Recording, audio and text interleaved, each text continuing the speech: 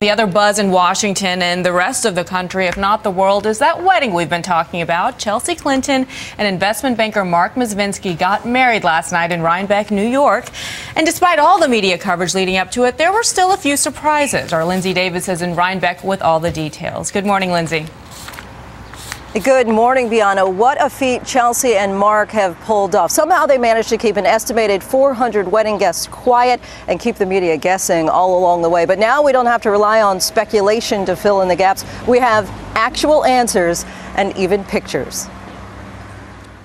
At last, the veil of secrecy lifted. Chelsea Clinton, the young girl we met in the White House, is now all grown up. She was stunning in her gown designed by Vera Wang. It had silver beading circling her waist, and she wore a smile similar to her mother's. Chelsea said her I-dos to Mark Mezvinsky on her own terms, without paparazzi or press. Are you nervous? The former president reportedly slimmed down for the affair, losing more than 15 pounds before walking Chelsea down the aisle. The mother of the bride beamed in fuchsia, designed by Oscar de la Renta. Around 7:30, it was official. The couple had tied the knot. In an email, the Clinton family said, "Today we watched with great pride and overwhelming emotion as Chelsea and Mark wed in a beautiful ceremony at Astor Courts. We could not have asked for a more perfect day to celebrate the beginning of their life together." The interfaith ceremony included elements from both the Jewish and Christian tradition. The big names the media had buzzed about for weeks weren't there for the nuptials. As far as who was there to witness it all, the majority of the guests were 20 and 30-somethings, friends of the bride and groom.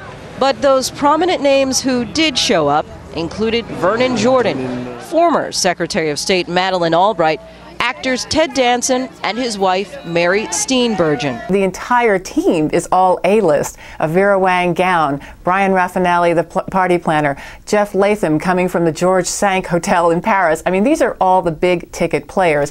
While we still don't know how much the wedding cost, the bride and groom certainly look like more than $1 million. So there were no fireworks after all, and there were a few other misnomers sprinkled in there. But the one question still remains, aside from how much did it all cost, is where's their honeymoon? Let the speculators begin. We were wondering about that yesterday. Lindsay, I understand that you actually spoke with a couple of the guests. What did they have to say about the magical night? Yeah, but still mum's the word, Bianna. Even when we talked to them, some that were heading to the reception, all we got out of them was they were from London. Otherwise, they said, wedding? What wedding? But people were staying at our hotel. They didn't get in until about 4:30 in the morning. We're overheard saying it was a great party. Yeah, well, it sure sounds like it. Glad you got to spend some time there in beautiful Rhinebeck. Thank you, Lindsay.